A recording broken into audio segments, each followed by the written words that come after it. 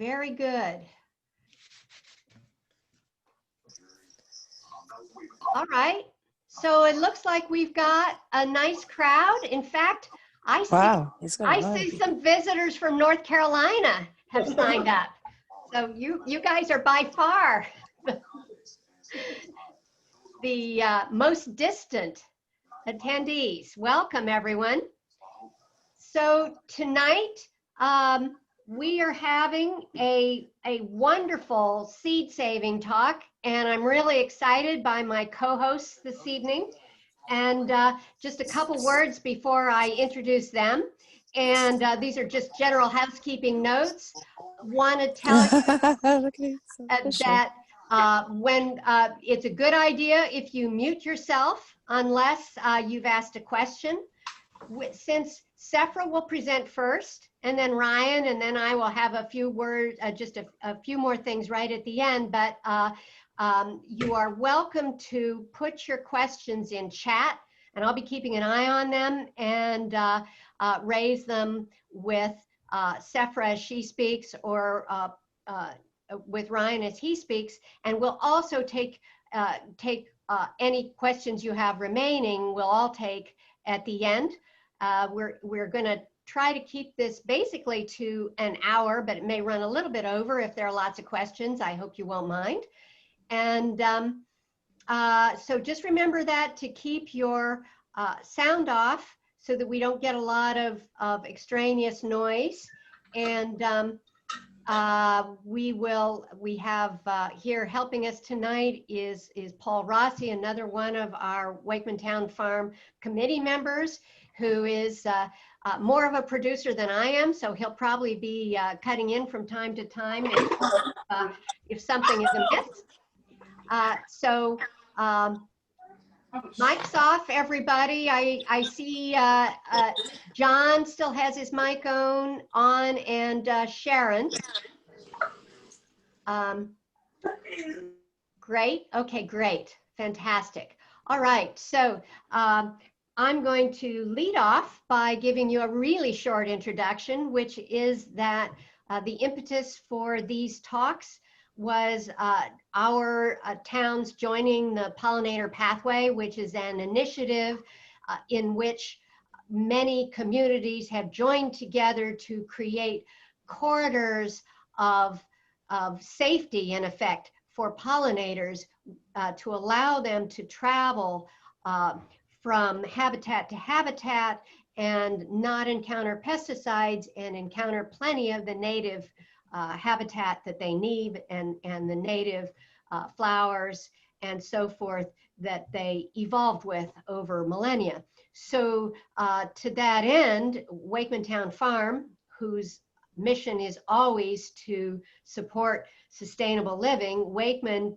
Town Farm really kind of kicked into high gear on bringing the Pollinator Pathway to Westport, and we initiated a little over a year ago this series of talks, and the whole idea is to really help those of you who are interested and really do some outreach to help you create native habitats and more sustainable gardens in your own backyards, so that you'll join us in creating the kind of habitat that pollinators will flock to safely. So in a nutshell, the Pollinator Pathway Pledge is that you promise to plant natives and refrain from the use of pesticides. And we walk the walk here at Wakeman Town Farm, and that's why we do talks like this. So Sephra Alexandra, our first speaker tonight, is somebody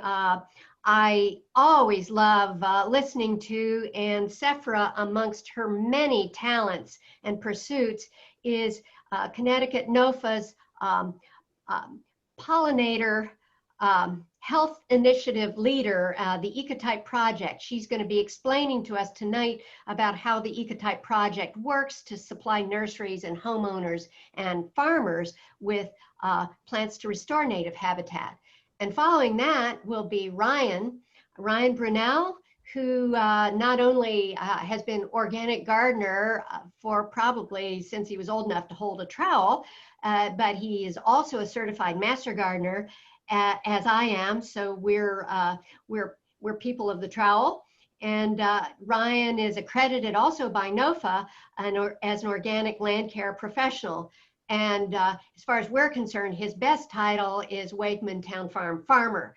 And he has been doing all kinds of magic in our fields this growing season. So we're really excited to have both Sephra and Ryan with us tonight. And I'm going to turn this over to Sephra now and listen to what she has to say. So Sephra, take it away. Thanks, Alice, and so happy to be back at the local Wakeman Town Farm.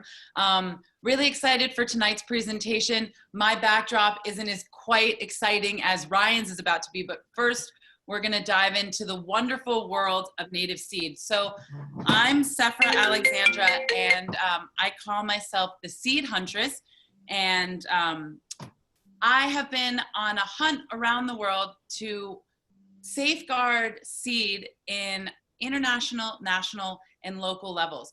And really, I'm just absolutely enamored by the majesty and magic of these seeds. And before we dive into a PowerPoint, because now that we're in this virtual format, it's a bit harder to show things that we would usually show in person on these Zoom-pocalypse things. But right now we are in full seeds in. All of my jokes are kind of cheesy plant seed analogies, but this is the beautiful Rudbeckia hirta, the black-eyed Susan. And I just spent a few hours harvesting seed from that the other day. So just to get you excited about this seed safari we're about to go on, you can see that just like fruit, just like any tomato or anything that we'd harvest out in our garden, the seeds are also a fruit. And so they go through this full maturation process. So you have it when it's in full flower, and then when the petals fall off, and then when the seed head starts to dry out, and then when it gets really dry, and then that's when we collect the seed from. And because it's a bit blurry and a bit hard to see all of these beautiful seed specimens that I have, I've prepared a bunch of slides. Oh, you can see one, Anemockery, that's seed dispersal by wind.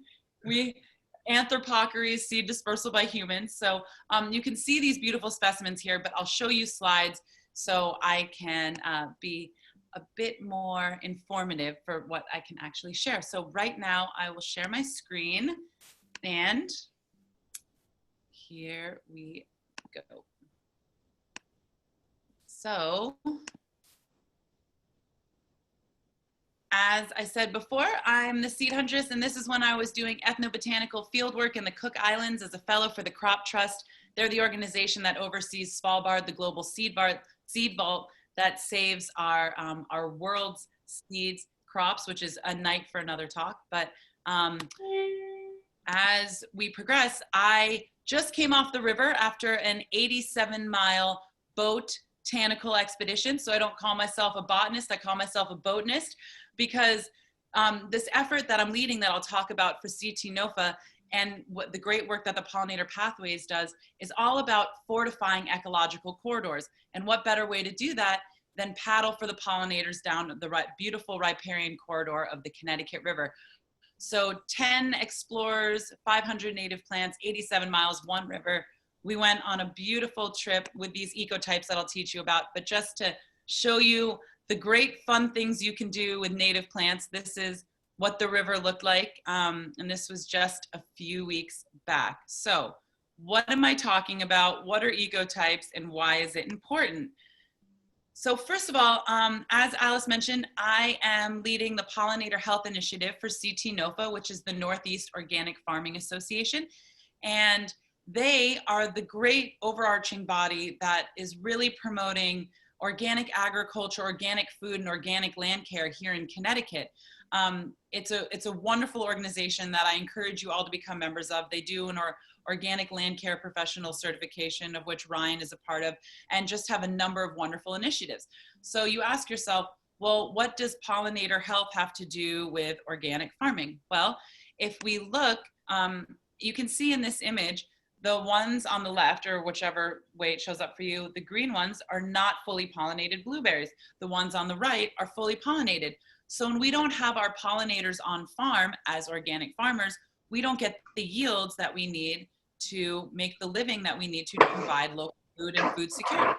So therefore, no pollinators, no produce, no pollinators, no healthy ecosystems. So what NOFA did is started the Ecotype project.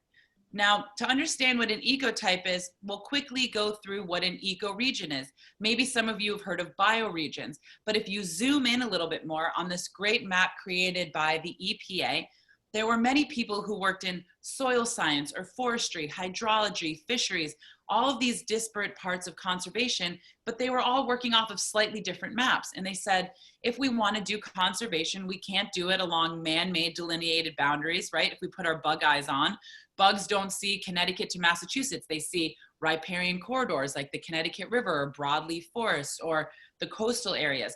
So what this broad stroke kind of almost artistic overlay does is show the genetics of plants that we collect here in Ecoregion 59. Woo! We're gonna make Ecoregion like the coolest thing ever. Go Ecoregion 59. So any genetics that you collect within Ecoregion 59 can be proliferated along that corridor and be the right plants for the right place. What does this do? It fortifies local seed sheds, promotes seed sovereignty, especially because we collect heirlooms, but our entomological friends, the insects, have been doing the same thing. They've been stewarding and caretaking these plants that have been growing up alongside with them, adapting to local climates and everything that happens in the environment, in our living seed bank. So we want to make sure that we're safeguarding that diversity where it's found so that they have what they need. So in an effort to do that, we have started planting founders plots, and I'll get into what that means, and I'm going quickly through this so I can talk about more of the seed collection side tonight. But this is a beautiful founders plot at the Hickories farm. So after we've worked with botanists who wild collect that seed, we plant it at organic farms under a USDA specialty crop block grant, and our specialty crop is the seed. So I've been going and harvesting all of this seed in order to provide nurserymen the seeds they need to provide these truly local natives to you, the homeowners, to the landscapers, and as we have more seed, to municipalities covering vast swaths of land with what we need where it's needed. Because the living seed bank is truly the greatest thing that can be fortified. There's ex situ conservation in seed banks like Svalbard, and in situ, which means in our soil. So it's where it's needed and is constantly adapting. So as I've said, so an ecotype is just a fancy word for saying that these genetics were collected locally, they've adapted locally, they'll do best here. And what we often don't know is when we're fortifying our pollinator pathways, a lot of that seed and plant stock comes from the Midwest. Why does that matter? Because the bloom times are different, and a lot, like the monarch, for example, has a 5-year migration. If we have blooms that last too long, they miss the successional bloom times all the way down the rest of their migration and could actually do more harm than good. So we want to make sure that we are putting the plants that have the right bloom times for here. Quickly moving along. Also important to make sure we have the diversity in our pollinator gardens, that it's blooming all throughout the season.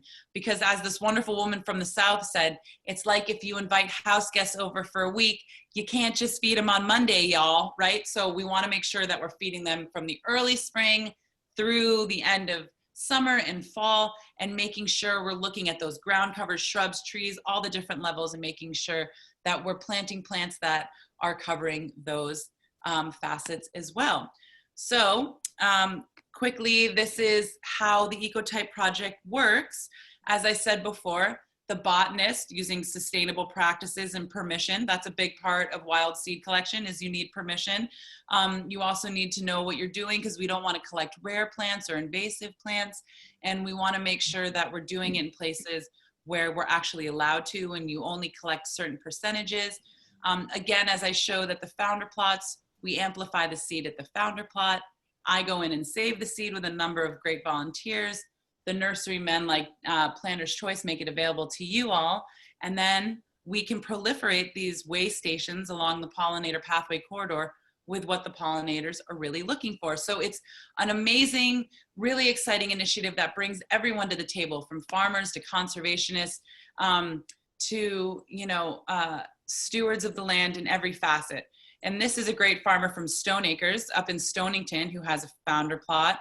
And it's just been amazing to see the pollinators that come back. So the picture to the right of the herda again, that's at night. The people, the great women who have been caretaking the founders plots at the hickories, they go out at night with a red headlamp on and they go and see the pollinators that are out at night, because it's not only throughout the season, but it's also throughout the day that pollinators come. So there's such a wild safari going on in your backyard. So check it out and go find all of these fun and bizarre and beautiful creatures that are what provide us with food. So now let's get to what we're really talking about tonight specifically, which is seeds. And seeds are these beautiful living embryos. If you hold a clutch of seeds in your hands, you realize that you're caretaking plants that have been caretaken by the land from all those that have come before us, for all those that are after us. And we get to be these great stewards of these magic little embryos. And it's just amazing, the exquisite architecture of which they get expressed. So there's the gymnosperms, right? And those are seeds that are naked, right? If you think about pine cones. And then there's the angiosperms, which is 90% of the living plants. And those are ones that develop inside chambers, like you can see tomatoes and apples and a number of the different fruits that we grow in our gardens.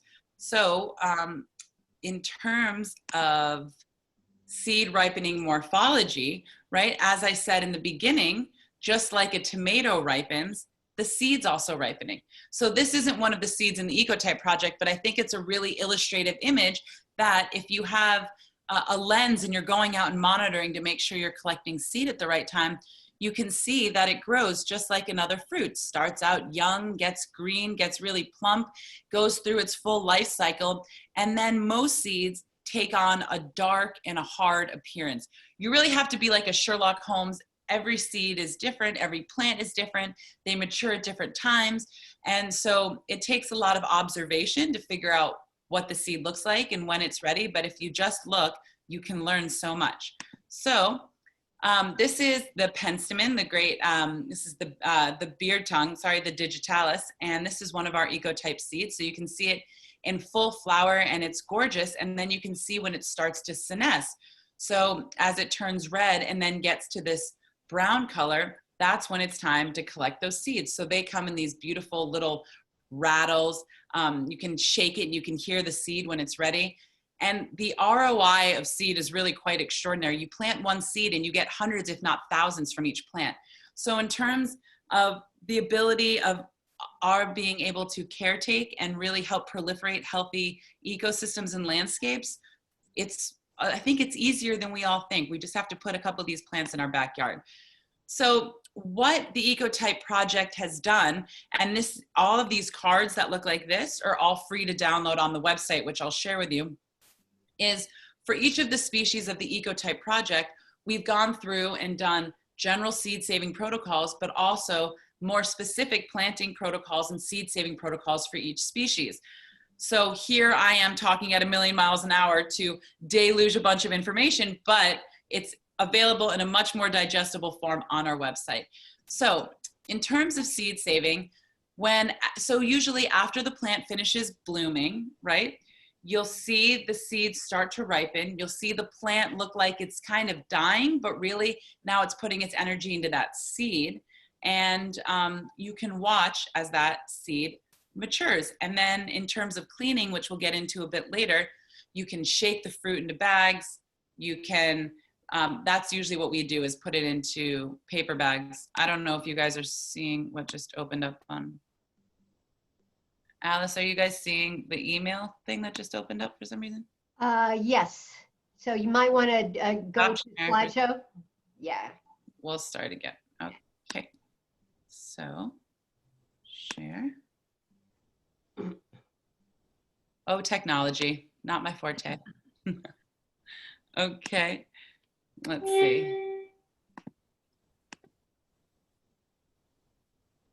just a second. Okie doke. Get back to where we were. And I'm not seeing your screen yet, Sephra.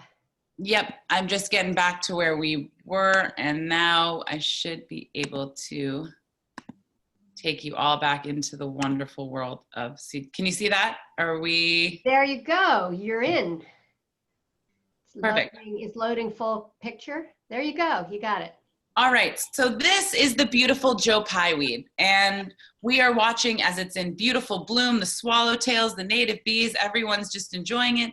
Then we see as the flowers start to close up, then you see as they start to brown and get puffy, and that's the right time to collect. The picture all the way in the bottom right, that's a little bit too late, and you don't want your seeds to get moldy. So there is a peak ripeness, and that's what you're looking for. So we'll focus on Vernonia. I just want to again show you what these protocol cards look like. So the first protocol card, it will say where you plant them, who they benefit, and why it's important to have it on your landscape. So for sake of time, we won't go through all of that, but you can see the beautiful Vernonia in full flower. And then you can see when it starts to go to seed, but it's those, they look like tight bunches and tufts. And if you tried pulling on them, the seeds wouldn't come out easily. And then you see in the bottom right-hand corner, when they look like they're about to blow away, anemomery, again, dispersal of seed by wind, that's when you want to capture them, because that's when they're fully ripe. We always want to mimic natural ecosystems. So when they're ready to blow away is when we would want to be collecting them. And so then we get to go through the great process of collecting, cleaning, storing, stratifying, and germinating. So collection, the best way to do it is just get some brown paper bags. If you're worried about it and dealing with small seeds, sometimes people duct tape the bottoms to make sure there's no holes in it on the outside of the paper bag, because you don't want something to rip or for seeds to fall through. So you don't want to fill up your bags too high, but what you do is I just bend the heads over gently and I kind of rub them. And what that does is it takes all the seeds that are ready and mature to fall off into your bag, but the ones that are still ripening, because even on the same head, it won't all be ready, they stay on and have a bit more time to mature. So, and you don't want to fill up your bag too much, and then you want to put it in a place where it can really be out of the sun, be away from rodents, and get fully desiccated or fully dried out. Now this blurry photo shows, again, the different dispersal mechanisms different seeds use. So the different dispersal mechanisms also will dictate what it takes to clean them. A lot of the wild seeds are wind dispersed and they have that pappus, that like helicopter white tuft. And that's a lot of the work we're doing when we're cleaning them, is to remove that. But beans and corn and so forth would have a different process of winnowing and a couple different other techniques. But this messy mess here, and it is a bit of a mess, is cleaning that ironweed. And you can use rubber mats from auto stores. You kind of gently rub it. You want to wear a mask because there's a lot of dust when that pappus gets removed. You can use these beautiful screens that I have. They're soil survey screens, but if you can figure out the right porosity, they can be really helpful for seed cleaning. And you can also use just manila envelopes after you rub them with your hands and kind of shake them, and that the seed will fall off and the tuft will blow away. If you're just doing this on the home scale, you can plant them with the pappus on and don't even have to worry about the whole cleaning technique. And that beautiful machine on the right, that's the Winnow Wizard, which we got under a CT NOFA grant. So hopefully that will make the 40 trillion hours I spent last season a bit quicker cleaning all these beautiful ecotype seeds for you all. So storage, the basic precepts of storage is you want them to stay cool, dark, and dry. And all that means is you don't have to worry about how cool, or you just don't want them in a place where the temperatures fluctuate, because then the seeds get confused and think it's time to germinate. In terms of stratification, so stratification is a fancy word that means layering. If we're talking about native wild seed after we've collected it and stored it, if you think about natural ecosystems, we're mimicking natural ecosystems. And so what happens when wild seed falls to the soil? Well, especially this time of year, right? It'll snow, it'll thaw, it'll rain, it'll freeze.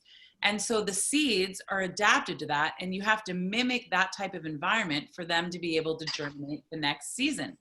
So again, with these cards that we created, we've specified for each species if they need a 30, a 60, or a 90-day moist cold stratification. So what is that? Well, a cold stratification, this is a lot of words, but basically cold stratification is when you would put the seeds in a jar and you put it in a fridge. And you do that so that they stay cold and fresh. You don't have to put all your seeds in the fridge. If you're not going to use them this season, you can just keep them cool, dark, and dry. But what most of these seeds require is actually a damp or moist stratification. I'll show you a picture on the next slide of what that means, which takes away all those words.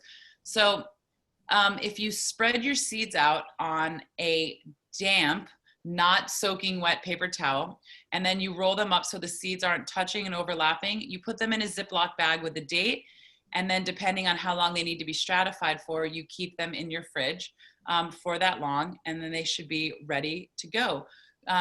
For cold stratification, you can also mix them in with moist sand or peat moss, and there's tons of information on all sorts of websites about how to do this, but really you're just putting the seeds in a moist, not wet medium, and then putting them in the fridge for as long as they need to stratify for. So there's also a great strategy called winter sowing, where after you collect your seeds, you can just re-sow them back out in pots or in the fields or in trays that are covered so rodents don't eat them, and it's a lot easier and might even work a lot better. But all of that great information will be in Alice's next class, so I encourage you all to sign up for that, and everyone who attends tonight will get free ecotype seed to be able to use for that class. So again, just referencing back to these cards, because I know we have just a short time here tonight and it's so exciting, all of this. So this tells you for the Vernonia, how long to stratify, when you'd be replanting it, how deep you would be sowing it. And there really is a bit of nuance for each of these native species. So like the Joe Pyeweed, for example, needs a little bit of light to germinate. So it is helpful to have these cards and to reference them to really ensure that you're collecting, saving, and germinating them for what they need. Hey, Sephra, where does one get these cards? I will show you. We are almost there. So these cards as well allow you to keep logs of your seed collection, when you cleaned it, when you dried it, everything we've talked about. And all of that information is here at ctnofa.org/ecotype project. This is just screenshots of all of those different cards that are available. So you have your seed saving protocols, multi-year overview, the logs, the field notes, and then these are the species that we've done the cards for thus far. And as we get more funding and support for the Ecotype project, we can bring more species online and provide more seed and more education for all of you. So in closing, my great mentor says, we're the people of the pinch, at a pinch in time in our genetic biodiversity, when we can either stand by and watch this great erosion or stand in as stewards and help put these seeds back in the landscape and safeguard it for all future generations. I know this was a whirlwind tour, and let me see if I can stop sharing my screen. I realized I had to go quickly through all of that, but my email is on there, sephra@ctnofa.org. These great cards are really a great resource, and I'm here to kind of help fill in the gaps of anything I had to go over too quickly. But I don't want to take up more of Ryan's time, because I think I've gone over a little bit here. So happy to answer questions now, Alice, if you want, or we can do it at the end, whatever you think is best. But thanks so much, and save native seeds, because they're all along roadways. Ask your neighbors if you see beautiful ones. Collect a few, plant them, share them with friends. The pollinators will thank you. Our ecosystem will thank you. Our local food systems will thank you. And I thank you. Sephra, that was fantastic. Thank you so much. I really love that. I am going to switch over to Ryan now. Ryan, and I'm going to get rid of myself. There we are. Okay. Good to go? Yeah. Ryan, show us some hands-on stuff. Thank you. Welcome. I am Ryan Brunell. I'm the farmer at Wakeman Town Farm. This is my first year working on the farm, and it has been nothing short of magical. I welcome you to my basement. This is where the magic happens at my house. Technically, that's a lie. The magic happens in the kitchen, and the living room, and the dining room, and everywhere but down here, probably. But I do end up, all my seeds end up down here over the winter to dry out. And what I'm going to be doing tonight is just kind of showing you a few different methods that I have used over the years to save my own seeds. There are numerous ways to save seeds. There's easy ways, there's hard ways. I always tend to go with the easy way. There's just so many seeds to save, so the easier for me, the better. And certainly the importance of saving seeds, if Sephra is just, she is amazing at what she does, and if you don't recognize the importance of saving seeds through listening to Sephra, then you probably signed up for the wrong class. I get the easy part now. I just get to show you the hands-on stuff. And I think what I'm going to start up doing first, I was going to go into tomatoes, but I think I'm going to start off with garlic. We're getting to the point now where garlic is going to be planted. Usually it's mid-October, mid to late October. You could do that all the way through a couple weeks into November. It all depends on the weather. You don't want to be planting garlics, cloves if it's going to be very wet because they do have a tendency to rot out. And all you do is when you pick your garlic in about mid-July, you hang it up. And what I have here is I have garlic that I've been hanging since mid-July. And the day before, well, technically the day that I go to plant the garlic, what I'm going to do is I will cut off. You always want to use the fattest, the best bulbs, the cloves that you have from your harvest. Everything else can go into your stomach. And Alice, can you pan over to my other computer here so we could see? There you go. Nice.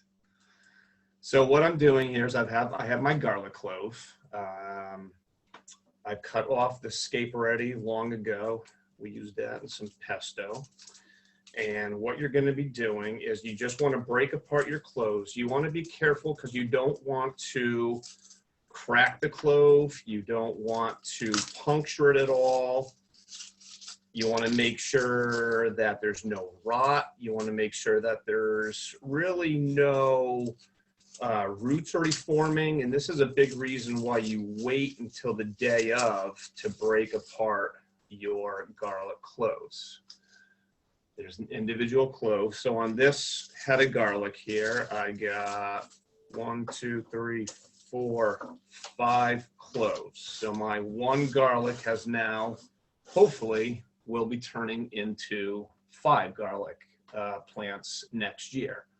I started growing garlic about 5 years ago with literally a handful of cloves. I want to say it was 20 or 25 small cloves, and I'm now up to about 300 plants that I've pretty much capped. That's my capacity at my house. So I get the luxury of being able to choose the fattest, the nicest cloves that I get to replant year after year, and then I just have an amazing garlic supply throughout the season. The way you plant your garlic is the flat side goes down into the soil where the roots will come out, and then it shoots up from there. And that is garlic. And I appreciate everybody bearing with me. This is my first Zoom lecture. Most of you already know me. You know I'm not a lecturer. So You're doing just great. I'm going to switch back to you. yeah. I know I only get one take here. I can't, take a break or anything. So, stick around. I'm going to go straight into a full rendition of Hamilton after this, start to finish. So we will go into tomatoes next. So there's all kinds of different methods for saving tomato seeds. And I actually tried a new one, which I'd never done before, and that is putting your tomato seeds in a jar with water. And what this is supposed to do is you allow the seeds to ferment. Actually, first, I'll show you what I'm talking about here. So if you cut open a tomato. You want to come in close? Yeah, you come in close. Sorry. Nobody wants to see me now. So this is the tomato that I've cut open. And you're going to take out these seeds. And what you're going to see is these seeds are encased in this gelatinous membrane. And what that is basically nature's, it prohibits germination. It's just a natural casing that prohibits germination. And what you want to do so that you could germinate the seed is you want to get rid of this gelatinous membrane. And there's several different methods to do that. And one of these methods is putting the seeds into a jar with water. Now, what's supposed to happen is this is supposed to ferment. You could get like a layer of mold on top, and you basically continuously scrape away the mold. The good seeds will sink to the bottom. Any bad seeds will float up. And basically what I could tell you is this method did not work for me. I didn't really see anything happening. I still see this has been in there since the 29th, so it's been in there for several days. I didn't get any mold. I didn't get any seeds floating to the top. The gelatinous membrane still appears to be on the seeds themselves.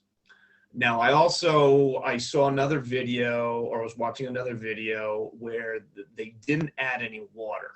They just basically took all the mush from the tomatoes and just put it in the jar, and it got really scuzzy, and they were scraping it off. So perhaps that method will work.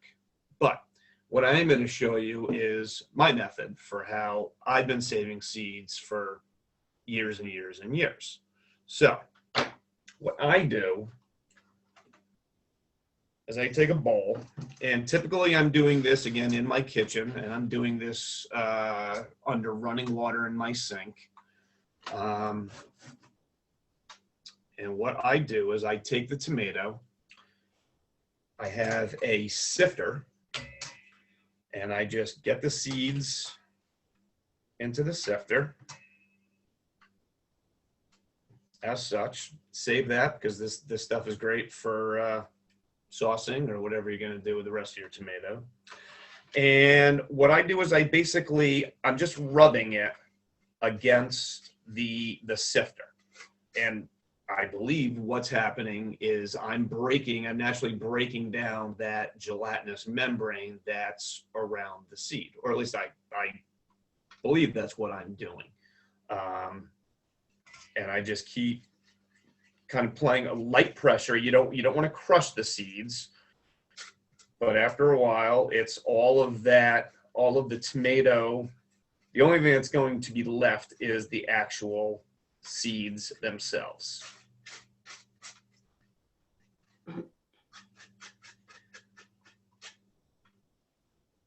And that's what's left, if you could see on the inside. So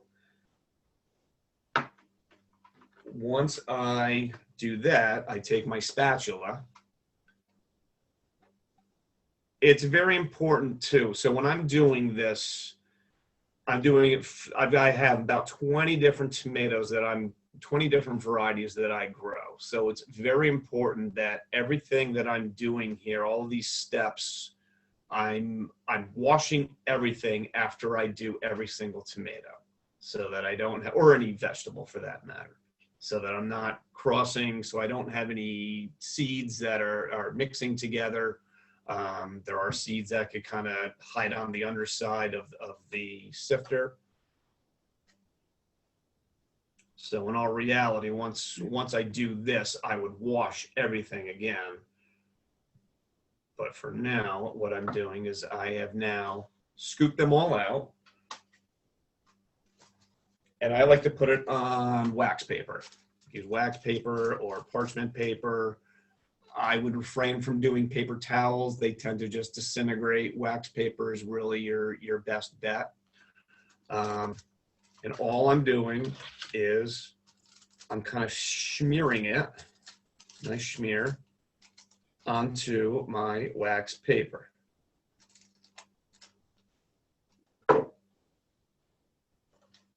It's important to definitely label what you're doing. I'm doing test one.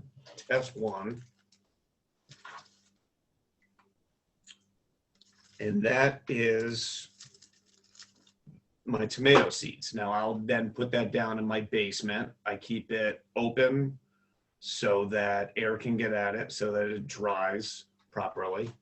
And what I'm left with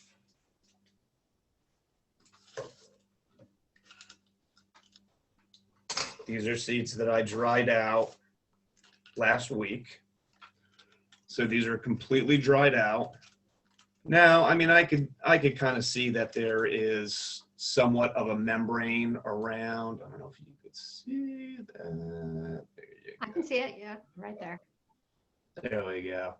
It's hard to see, but there's certainly still what I would call some kind of a fuzzy membrane around the seed, but the gelatinous is obviously gone. It's dried out. And I can say that I don't have any issues with germination. I typically plant 2 or 3 seeds when I plant my plants anyhow. I think this method works perfectly fine. If you prefer the method of putting it into a jar and letting it ferment and scraping off molds, have at it. I'm sure it works. I just can't say that it worked for me in this instance. And that is tomatoes. It's certainly important, and Sephra alluded to this, that you have ripe seeds. Now I've got 2 different tomatoes here. You want to go with whatever vegetable is the most ripe. Overripe is great. Underripe does nothing for you. The seeds have not developed fully. You're wasting your time trying to save those seeds, because they most likely will not germinate the following year. And I will show you the difference in the seeds here. So in here, you could see on the red tomato, they're big. They've got that gelatinous membrane around it. They look very healthy. They're very plump. Whereas in this underripe tomato, they're barely coming in. They're very flat. You want to just make sure that you have an overripe vegetable to save your seeds. So that is tomatoes. Next thing we're going to do is peppers. Now I have no sweet peppers with me. All I have is hot peppers. And the important thing when you are working with hot peppers is wear your gloves. No matter whatever the heat level is, whether you're making hot sauce or whether you're drying out your hot peppers, I can tell you from experience that getting hot pepper in your eye hurts. And nice fun fact, if you ever do get hot pepper in your eye, you could flush it out with milk, which I have done on more than one occasion. I have some jalapenos here, and I have a funky hot one, which I don't know what this is. And this is another good point. When you're saving seeds at home, there's always a chance for cross-pollination. They say that to avoid any cross-pollination, you should plant different varieties 100 yards apart from each other.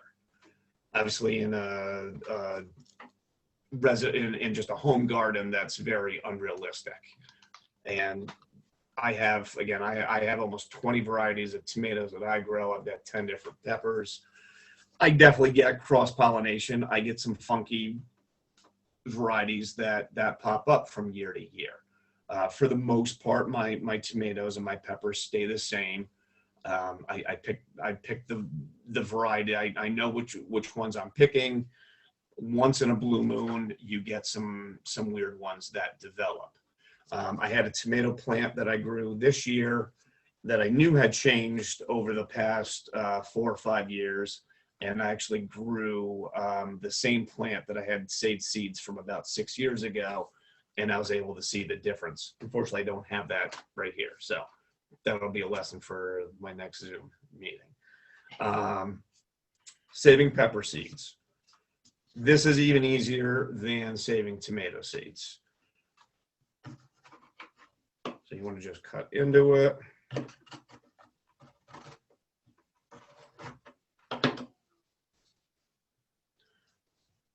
And if you could see, these are, Alice, you want to go over to the other? Yep. There we go. There you go.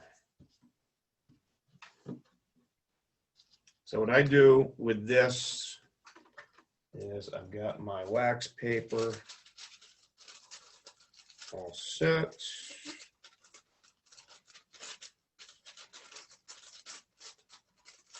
And literally all you're doing is you're just scooping out the seeds.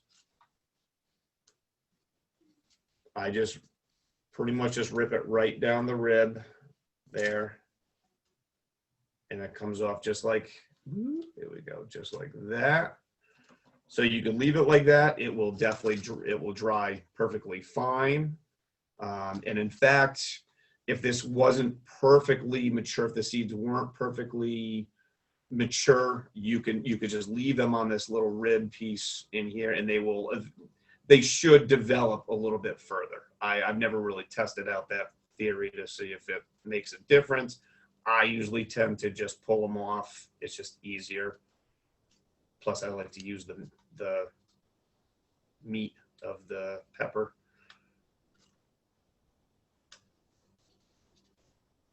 And again, wear your gloves.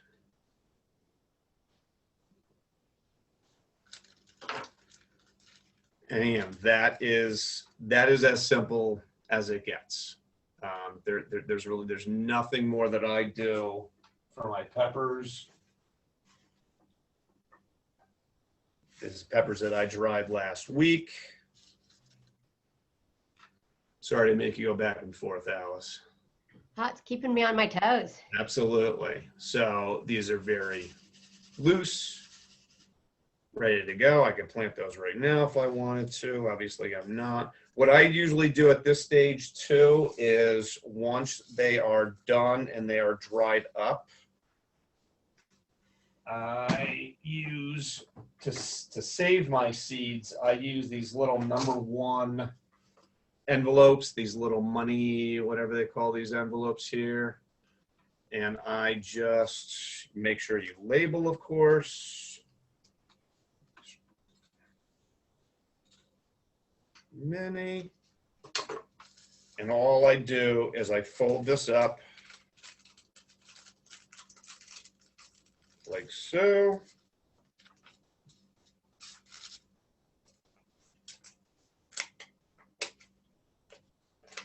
Get it in the seed packet.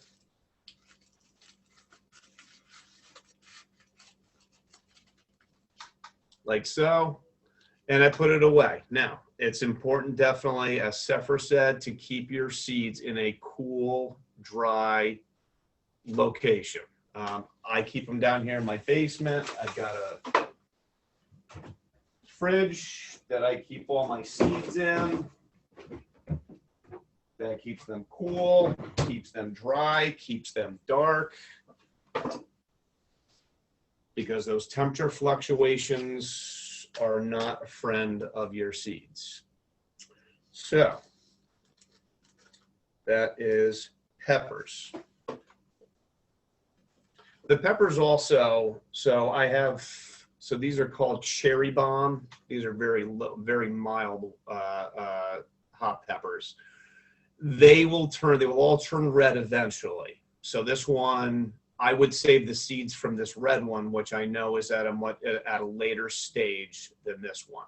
You could certainly save the seeds from this one, and they're probably going to be fine. I know they would be fine. I just personally wait until they get very red, almost until the pepper gets mushy. I get the very best peppers that I use. I wait till they're almost completely broken down, right before they get moldy. And that is actually one way that people will save seeds, is they will just let this pepper completely break down. The seeds will get completely moldy, and then they just wash them. Which again, I'm not into the mold thing, so I just like to dry them out with no mold. That's my preferred method. Hey, Ryan. Yeah. Question from Lucy. She wants to know, what temperature do you set your basement fridge at for your seed saving? That is a fantastic question. Let's check the fridge can. I'm at number 4. Number 4 coldest. I don't know, I'll be honest. You want them certainly around 40 degrees. But I think the key is to keep that temperature consistent. When you're pulling out the seeds, maybe you're going out to the garden, it's 95 degrees out there. You've now left those seeds outside for half a day because you forgot about them. Now you're putting them back in the fridge, pulling them out the next day. As Sefer said, the seeds get confused. You want to keep them at a steady temperature. You don't need to freeze them. Just keep them at a cool temperature. But I really don't know what temperature my fridge is at. I apologize for that. All right. From here, we'll go into potatoes. So, fast forward picture, this is March, early spring. What I like to do is save a bunch of potatoes, and I just keep them in the fridge. Again, I keep them in the fridge. And what's going to happen is they're just going to kind of go into this dormant period where they're just not doing anything. They might sprout a little bit, just like they have here. These have actually just been sitting out in my garage all summer long. They will tend to do the same thing in a fridge over the winter. They're going to shrivel up like this, and they're going to form these little sprouts. For potatoes, what you do is each one of these sprouts, there's an eye on the potato. And each of these will become one plant. And the day before you are going to plant your seed potatoes, you're going to cut them up into little pieces like such. Now, this is not a good one. This has got a lot of mold in it, so I would not be using this one, but normally they'd be awesome looking. And what you do, once you have your pieces like that, you want to let them sit out for a day. And what's going to happen is they're going to form it's like a callus. It's going to form a little protective shield over the cut part. And then when you go to plant them, you plant that down, that cut part down, with the eye up, and this will grow potatoes. Typically, you're only going to get 5 or 6 or 7 potatoes per cut piece. But again, just like the garlic, I mean, this one potato has now turned into 4 potato plants. Hopefully, I'm getting 5 or 6 or 7 potatoes off each of these. Potatoes are great. A lot of people kind of overlook potatoes because they're so cheap to get in the store, but you just don't get in the variety at the store that you can grow in your own garden. I highly recommend growing potatoes. I know they take up some room, but well worth growing. That's potatoes. Beans and peas. Again, one of the easiest seeds to save. These have literally just been hanging on my plant for about a month now. I just let them go until the end of the season. They're already dried out. All you're doing is you're breaking it apart. You're pulling off all the individual beans. For these, I would put in like a brown paper bag, as I did with, these are my peas that I saved from earlier in the season.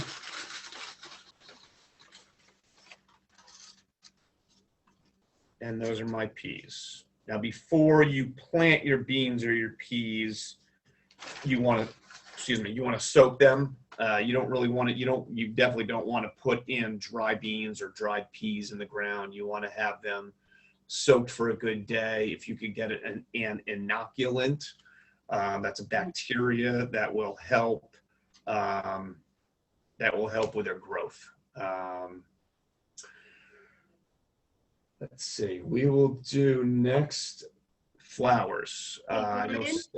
Ryan, just a little time check. It's 7:59, so just wanted you to know. Yeah, absolutely.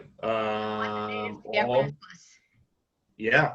The rest of it is basically just flowers. I'm a big proponent of growing flowers within the vegetable garden. Marigolds, zinnias, sunflowers. These are sunflowers that I've been drying out. Sunflowers are ready to be harvested when they fall over, and also when the birds start eating them. That's really my big indicators, is I'm watching the animals. When they're starting to go at it, I know the seeds are ready to be harvested. The fattest seeds are all around the edge. In the middle, you'll very rarely get any kind of seeds from the middle. And these, you dry them out. Come next season, I like to crack them. I actually like to take them out to plant them, but if you just kind of crack it, that kind of speeds up. And there's your seed on the inside. Nice big fat plump sunflower seed. Delicious. Other than that, we've got, I'm going to kind of pan over. These are if you could see, can you see any of that, Alice? Hang on, I'm getting there. These are all there we go. These are all my marigolds. I have a marigold obsession. I've got about 10 different varieties. I sort them out. This is how I dry my marigold and my zinnia seeds. This is just an old screen door. It allows for a great air circulation. I'm not getting any kind of molds. I'm not getting any bugs down here. And that is about it. And once you're ready to plant, so I'll take one of these zinnias. This is the zinnia seed that I had saved.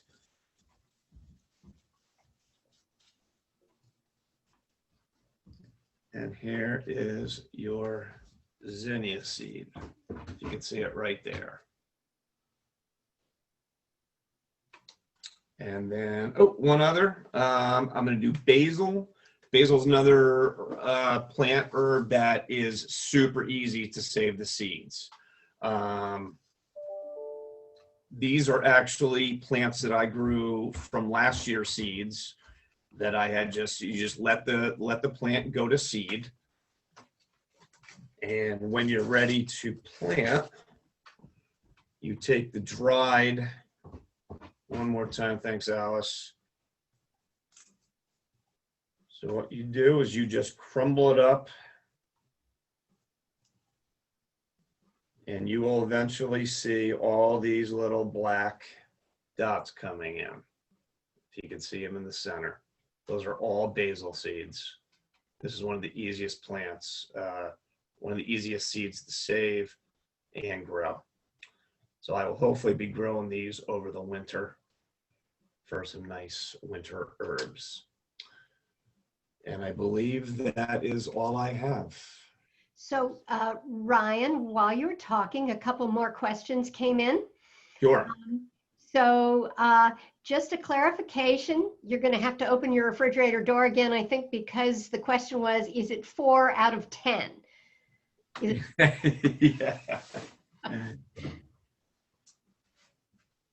It is not. It is 4 out of 7. Oh.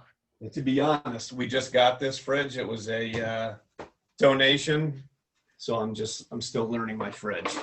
But this has been a game changer for me because I've been using a very small little college size fridge. Now I have a giant seed fridge. Okay, so a couple more questions and then I'll Sure. just open it up and anybody who has a question can unmute themselves. But in the chat we have, how long do you dry out your pepper seeds before storing them? About a week, really. I mean, as long as you could hear it when they are ready. They kind of shake around. I'm not sure where I put them. I think you put them in a packet in an envelope. You'll hear. If you could hear that, you could hear it. You don't get that when they're still wet. But about a week. And a good way to do it is if you want to leave them on that little rib that I kind of peeled off, once that rib is completely dried out, you know that the seeds are also dried out. But it is important to make sure that all the seeds are dried out. If they're not, and you're putting them away wet, they will grow mold. So one more question from the chat scroll, which is, so do you leave those drying zinnia tops all winter uncovered on the screen, or did you, at what stage did you dry those or take them? So I wait until these are all pretty fresh. I just started drying these out a couple weeks ago. Once they get, I'll put them away after a few weeks, basically. And my zinnias, I just put in a giant bag. I mean, this is all just zinnias from last year. I mix those up. The marigolds I kind of separate out for various reasons. But those could just go in either. This is really not a good, this is an open plastic bag. I don't recommend using a plastic bag. This is just what I was using for this. You don't really want to enclose these in a plastic bag. That kind of, if there's any moisture, that's going to allow mold to grow. So I would recommend using a paper bag, an envelope, glass jar. Plastic is not the best, but it does work. Okay, a couple more questions coming in. Yeah. When do you plan to plant your garlic? I need to look at the forecast, to be honest. And I'll sometimes do it in a couple stages. I might plant half. I will probably do it in about 2 weeks. And then I'll see what the weather's doing in another 2 weeks, and I'll probably do another batch just to test out. I like to test out different areas, different weather patterns, just to see what, I've never had an issue with my garlic rotting out because of rain, thankfully, but I do like to test that out to see how, if it will, what I'm doing, if it will work, or if it's a bad area. So I'm continuously testing things out. Okay, another couple questions for you, Ryan. Yeah. Is the new alpaca at WTF named Marigold because of your obsession? That's a negative. That's a negative. I don't know. No, it's not. It was just luck. All right, here's another question. Do you save zucchini seeds? I do not save zucchini seeds. And that's a good point. I really don't save any of my cucurbits, any zucchini, any squash, any pumpkin. They cross-pollinate very readily. And more often than not, you end up with some kind of weird-looking zucchini pumpkin that you can't eat. It's just, in my opinion, it's just not worth it. Okay, one more final question, it looks like, unless if anybody else has something, throw it into chat so I know you didn't get to ask. But this final question is a good one for you, Ryan. It says, when does your wife let you out of the basement? I get Sunday evenings. I do come down here by choice most of the time. Very good. Well, Ryan, this was so interesting. I just love to see your all your seed projects, and it's we're past 8, and I know we promised to not keep going all night, so I'm going to switch back over to me, give you guys a couple real quick tips on how I do milkweed seeds, and I want to remind you all to send me your self-addressed stamped envelopes to 134 Cross Highway, Westport, to my attention. That's Alice Ely, E-L-Y. And then I will send you some seeds specially saved by Sephra, Ryan, and me. But meanwhile, let me show you just really quickly here how I save milkweed seeds in case you have some milkweed at home that you want to save.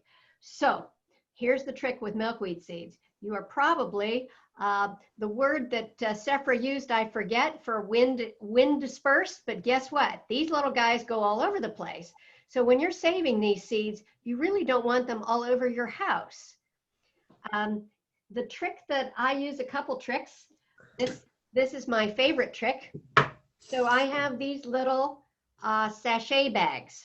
And these are the kind you may get them with gifts. You can also get them for pretty inexpensively, and they come in handy for all kinds of things, but they're just little bitty sachet bags. And what I did was I took this and I tied it over the seed pod before it was ready to harvest.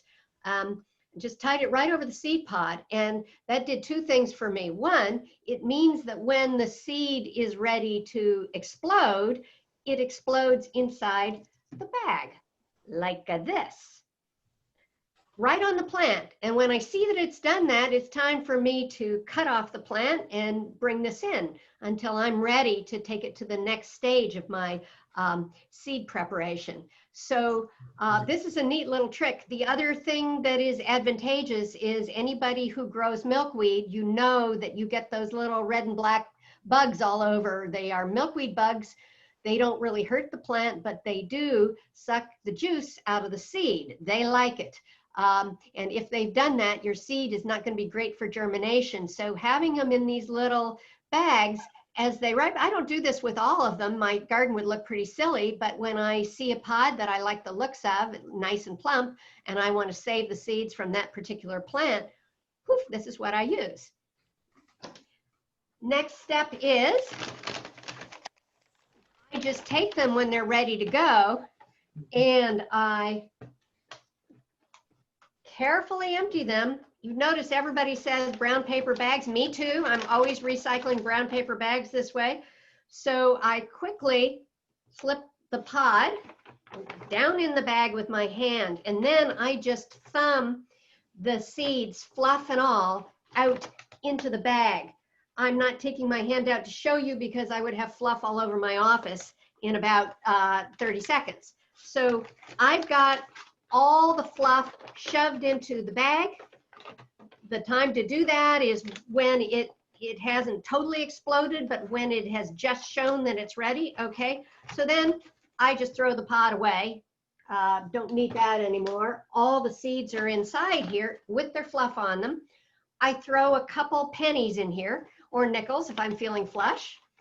Oh, you see a few escapees. Got to close this quick. Hold it down. And then you take this. Ideally, you give it to a 5 to 8-year-old and tell them to shake, shake, shake, which they love doing. And you shake, shake, shake. And as Ryan and Sephra both mentioned, you can hear the seeds when the agitation gets the fluff off without getting it all over your house. You can hear when the seeds are ready to go. You cut off a little corner and you tap out seeds, not fluff, into a little glass jar. I tend to keep my seeds in a glass jar, nice and dry. I keep them in a shady, in a dark spot, and that keeps them ready to go. But they can sit in these paper bags practically all winter until I'm ready to do my winter sowing. So I will leave you on that note because we promised we'd get you out of here, but I save seeds because I give them away and encourage other people to use them for winter sowing. Winter sowing is the class that I give in January and February, and it's a lot of folks have grown a lot of milkweed and other native seeds with me using their winter sowing jugs. So start saving your 1 and 2 liter clear bottles now, and also your milk jugs that are translucent, the half gallon and the gallon. Just set them aside, don't put them in recycling, and I will teach you what to do with them. We'll send a notice out when the class is ready to sign up. It'll be our first virtual winter sowing class, so that's why I'm getting everybody prepped ahead of time with their seeds and saving their milk bottles so that you can join me. So that's it for tonight. Thank you. Sephra typed into the chat the self-addressed stamped envelopes. And oh yes, I see a couple other questions have come in. And yes, the address is in the chat box. Let me just see what some of the other questions are. Okay. What do you do with the seed bag after you cut the pod off? Okay, so let me clarify what I think the question is. So I've got this bag ready to go with my seeds with fluff on inside of it. And I will just hang on to this, keep it in a dark, cool place in my house until I'm ready to do my sowing. That's when I cut a tiny tip off here after I've really shaken this up.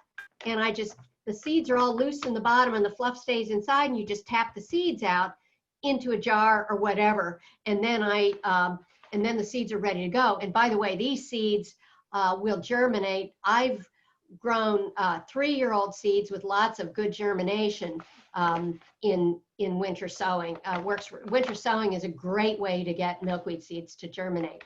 So interestingly, what you have left in the bag is fluff. And you know what I do with the fluff? I take it outside and I shake it for the birds, because the birds like to use the fluff for their nests in the spring. So nothing wasted. That's what I like to do. Okay, so, oh, and here's a question about the ants with yellow eggs. Do they harm the seeds? So that is, yes, those infamous little yellow guys are bane of my existence. They're aphids. They are doing the same thing the red and black bugs are doing, which is they're sucking the juice out of the seeds. So this little mesh bag also mostly keeps aphids out. Sometimes a few of them sneak in because they're small and sneaky, but basically this is a really good way to protect your seeds from losing their potency from being sucked out by. So generally speaking, if I try to catch them before the bugs have been on them, and that's the time when I pop these over them for protection. So those are all my milkweed seed saving tips.